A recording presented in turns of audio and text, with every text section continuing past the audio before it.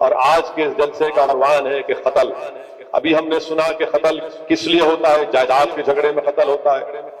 قتل اس لیے ہوتا ہے کہ کوئی شراب کے نشے میں دھت ہوتا ہے یا ڈرگز لے کر، یا پھر کوئی حشیش یا گانجا جو بھی ہوتا ہے لے کر اس نشے کی حالت میں وہ کسی کا قتل کر دیتا ہے، یا پھر جو عام قتل کی وجہ ہے کہ ایک شخص کسی ایک خاتون کے عشق میں مبتلا ہو جاتا ہے، زنا کرتا ہے، بلکہ عشق بھی کہنا غلط، زنا کرتا ہے، یا پھر وہ خاتون کسی اور غیر مرد سے زنا کرتی ہے تو قتل کا باعث بنتا ہے۔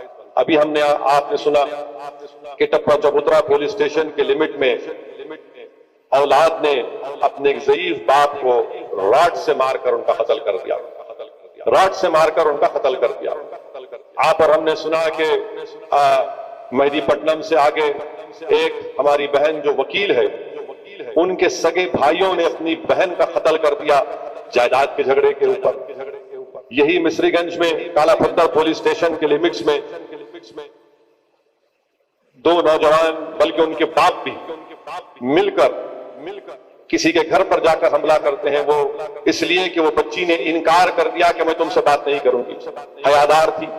تو اس لڑکے کو، اس کی انا کو، بلکہ اس کی شیطانیت کو ٹھیس پہنچی۔ وہ جب گھر میں جاتا ہے تو بچی کا بھائی روکتا ہے تو اس کو قتل کر دیتے ہیں۔ اس کے معصوم تین بچے چھوٹے یتیم ہو گئے۔ ایسے کئی واقعات۔ کشن باغ کے پاس ایک بھائیوں نے مل کر روکا اس لڑکے کو کہ تمہاری بہن کو نہیں چھیڑنا، تو یہ شخص اپنی بہادری کو اپنا ظلم کرتا ہے اور چاقو مارتا ہے دو لوگوں کو۔ تو میرے عزیز دوستوں اور بزرگوں، یاد رکھیے اللہ سبحانہ و تعالیٰ قرآن کریم میں، بلکہ علماء کی موجودگی میں گستاخی کر رہا ہوں، سورہ نساء کی آیات مجھے یاد آ رہی کہ اللہ سبحانہ و تعالیٰ فرماتے ہیں کہ جو کسی انسان کا قتل کرتا ہے وہ جہنم میں رہے گا، اللہ اس پر لعنت بھیجتا ہے، اللہ اس پر بہت بڑا عذاب اس پر نازل کرتا ہے۔ اور قیامت کے دن سب سے پہلے اگر کسی کا حساب کتاب ہوگا تو ناحق قتل کرنے کا ہوگا۔ قیامت کے دن اگر حساب کتاب تو سب کو گزرنا ہے، ان لوگوں کا حق ہوگا جو ناحق کسی کا قتل کرتے ہیں۔ اور حدیث شریف میں آیا، بلکہ بخاری شریف کی حدیث ہے کہ جو ایک آدھے کلمے کے برابر کسی اور شخص کا ساتھ دیتا ہے قتل کرنے کے لیے، تو اللہ کے رسول صلی اللہ علیہ وسلم نے فرمایا کہ وہ حشر کے میدان میں ایسا آئے گا کہ اس کی پیشانی پر لکھا ہوگا کہ میں اللہ کی رحمت سے مایوس ہوں۔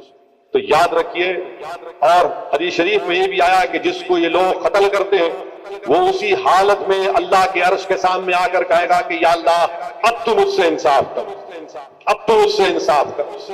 یاد رکھو یہ دنیا فانی ہے، یہاں بڑے بڑے لوگ آئے چلے گئے اور آتے رہیں گے اور جاتے رہیں گے، مگر ہمارا تو ایمان یہ ہے کہ ہم جب مریں گے تو دوبارہ اٹھائے جائیں گے۔ نیکی اور بدی کا حساب گناہوں کا اللہ کرے گا۔ تو جو لوگ یہ قتل جیسی گناہ کبیرہ ہے، علماء بتائیں گے آپ کو قتل دین اسلام میں گناہ کبیرہ ہے، بلکہ حدیث شریف میں آیا کہ شرک کے بعد سب سے بڑا گناہ اگر کوئی تو قتل ہے۔ شرک کے بعد سب سے بڑا گناہ اگر ہے تو قتل ہے۔ آپ اندازہ لگائیے کہ ایک ضعیف باپ کو راڈ سے مارنا ایک حقیر جائیداد کے لیے، اور اگر اس شخص کو معلوم ہوتا، جس نے اپنے باپ کو، اولاد کو معلوم ہوتا کہ اس نے اپنے باپ کا قتل کیا، تو قرآن کریم میں بنی اسرائیل میں اللہ فرما رہا ہے کہ میری عبادت کرو، ماں باپ کا خیال رکھو۔ اللہ قرآن میں فرما رہا ہے کہ جب ضعیف ہو جاتے ہیں تو اف تک مت کرو۔ اللہ سکھا رہا ہے کہ جب وہ ضعیف ہو جاتے ہیں تو دعا کرو کہ مجھ سے کہ اللہ ان پر رحم فرما جس طرح مجھ پر رحم فرماتے تھے۔ اللہ یہ فرما رہا ہے کہ تم میری اطاعت کرو اور اپنے ماں باپ کی بھی اطاعت کرو، خیال رکھو ان کا۔ ابن عباس رضی اللہ تعالیٰ عنہ فرماتے ہیں کہ قرآن کریم میں سے 3 چیزوں کا ذکر کرتے ہیں کہ اگر ایک کریں گے اور دوسرا نہیں کریں گے تو عبادت قبول نہیں ہوتی۔ وہ کیا ہے کہ نماز بھی پڑھو، اللہ کہتا ہے نماز پڑھو اور زکوٰۃ ادا کرو۔ اگر آپ نماز پڑھیں گے، زکوٰۃ ادا نہیں کریں گے تو آپ کی عبادت قبول نہیں ہوگی۔ اللہ کے رسول صلی اللہ علیہ وسلم کے تعلق سے اللہ فرما رہا ہے کہ رسول کی اطاعت کرو، اللہ کی اطاعت کرو، اگر ایک کی کریں گے دوسرے کی نہیں کریں گے عبادت غیر۔ اگر آپ اللہ کی عبادت کریں گے اور ماں باپ کی اطاعت نہیں کریں گے تو عبادت قبول نہیں ہے۔ آپ اندازہ لگائیے کہ اللہ قرآن کو بول رہا ہے کہ اف تک مت کرو، اف تک مت کرو، مگر یہ ناخلق اولاد ایسی ہے کہ ایک حقیر جائیداد کے لیے اپنے باپ کا قتل کر دیا۔ تو ان لوگوں کے دلوں میں نہ اللہ کا خوف ہے، نہ ان کو قرآن کی تعلیمات سے باخبر ہے، نہ ان کے دلوں میں انسانیت ہے، ان کے دلوں میں کوئی انسانیت ہے۔ آپ اندازہ لگائیے کہ اس باپ نے ان اپنی اولاد کے لیے جب وہ پیدا ہوئے ہوں گے کتنی تکالیف اس نے نہیں اٹھائیں گے ان کو پالنے کے لیے، ان کو پڑھانے کے لیے، ان کو کپڑا پہنانے کے لیے، ان کو کھانا کھلانے کے لیے، کیا کیا اس نے تکالیف نہیں جھیلی ہوں گی، مگر ایک جائیداد کے لیے آپ راڈ اٹھا کر اپنے باپ کو مار دیے۔ اب کیا جواب دیں گے؟ مرنا تو ہے ایک دن، سب کو مرنا ہے۔